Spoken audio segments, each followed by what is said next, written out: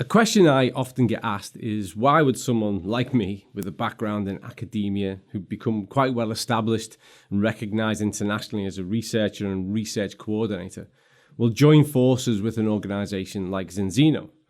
There's quite a simple answer to that, but it's going to take me a few moments to explain that simple answer. Back in 2020, I was working as a research coordinator for 2 global health strategies. And the problem that we were really starting to face and tackle was the fact that the Office of Global Burden had published data which had been shared by the World Health Organization that estimated a 6.3 billion people on planet Earth were living with an omega-3 deficiency. And that's quite profound. Whenever there's a deficiency of any essential nutrient, it typically leads to poor health outcomes. But something like omega-3, which is so intertwined in our cellular function, really means that there is a problem at a fundamental level. And so we had to consider this. Our body can't produce sufficient amount of these essential nutrients, and typically we would derive them from the diet. But that's where the problems come in. And the problem has 3 classic phases. The first one is that people just don't consume those types of foods enough, and certainly not frequently enough anymore. Fatty fish, things like mackerel and bluefin tuna and salmon, all these really good sources of omega-3s. Well, as the years go by, people consume less and less as our taste buds have been altered and changed due to the industrialization of food.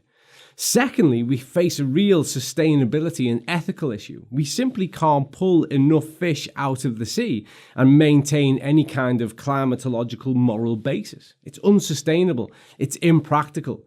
The reality is, regardless of what the guidelines might infer, is that most people would have to eat good sources of fatty fish most days of the week. And then we get to the third problem, which is cost. And as we know, cost is king.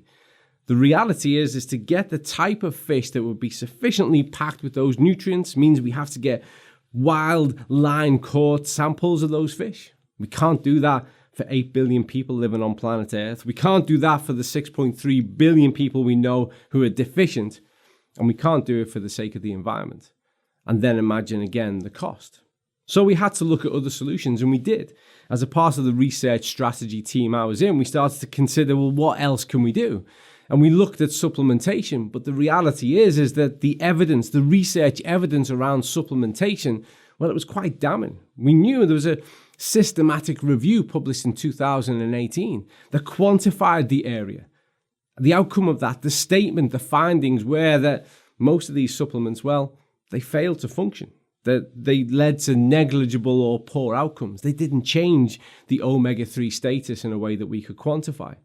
So there we were, scratching our heads. How do we fix a global health problem? How do we put back in something that is essential, that needs to be there in order to optimize health?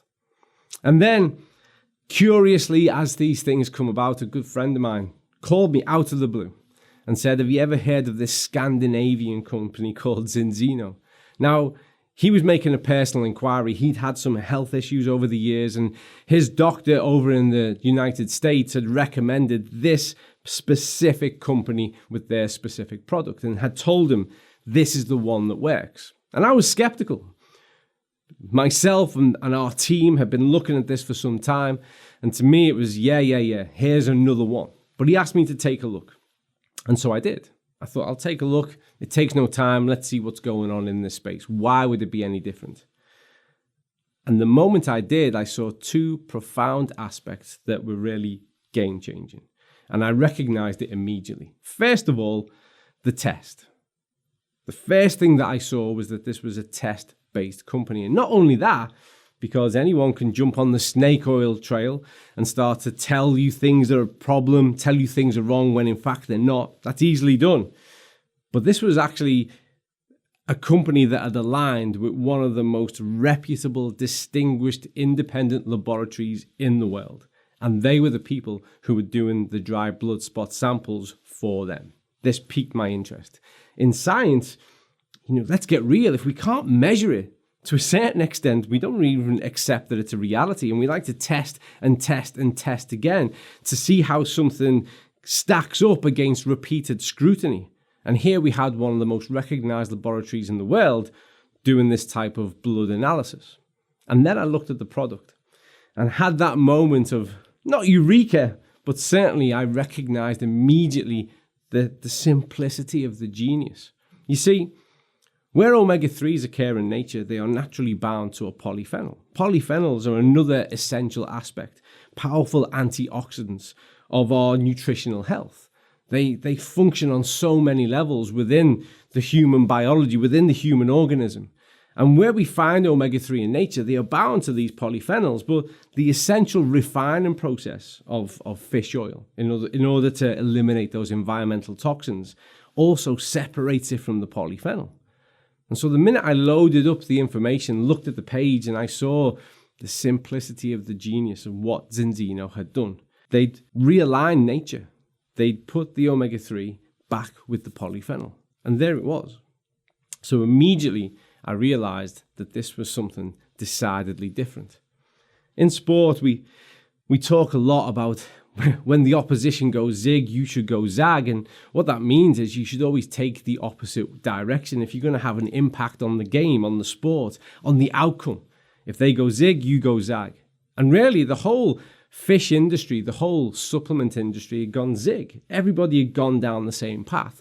Everybody was trying to increase total amounts in an endeavor to increase those circulating amounts of omega-3. But it hadn't worked. It wasn't working. We know why that doesn't work. And for the individual who attempts it, typically what it leads to is gastric issues, discomfort, complaints, and they disengage with little to no meaningful outcome with regards to their health. Zinzino had gone zag. They'd played into the open space. They'd seen the opportunity to do things differently. But more importantly, they understood what difference needed to be made. And by applying that simple genius of rebinding the omega-3 to the polyphenol, you now had a fully functional supplement that could meaningfully bring about a change, an alteration, an improvement to your omega-3 status. So from that point, I was hooked, because our role as science is to enable our societies to live better, to empower better health. It's upon us to share our insights and our information, the findings of our research, so that people can live better. But the frustration I'd always lived with was the fact that it took so long for our message to go from the peer-reviewed literature all the way through to making a change in the real world. And here I saw an organization who were just getting directly involved in facilitating that change. I always remember an old professor of mine saying, the reason why we do experiments with 10, 20 or 100 people is because we can't measure the entire world. And then Zinzino took a different route and just decided to go and measure the entire world and then tell them how to do things differently. And so for me, here was an opportunity to plug straight in and start to bring about manifest positive change to health outcomes. Zinzino had the leverage on the world. They had the eyes and ears of the world. They were right at the front of test-based nutrition. We're right at the front today. We know that because we're foraging and we're forming new paths. We're so far ahead now that our ideas and our developments are mapped out for the next 5 to 10 years. We know what we do well now. We have the highest possible standards, and it's upon us to maintain those standards in everything we do as we go forward. That's the exciting part, to build on excellence. We're already changing health on a global scale, one cell at a time, one human at a time, one test at a time. And as we move forward, we intend to do even more. But the key thing is to bring things right back to center every single time and consider, well, what's at the very heart of what matters? The fact is that there's never been more faith and trust in what science has to share, but there's never been such little trust in how science is communicated. There is so much misinformation. Some of that is willful, some of that is by accident, some of that is due to the whole nature of an industry that just needs to renew headlines on magazines and newspapers.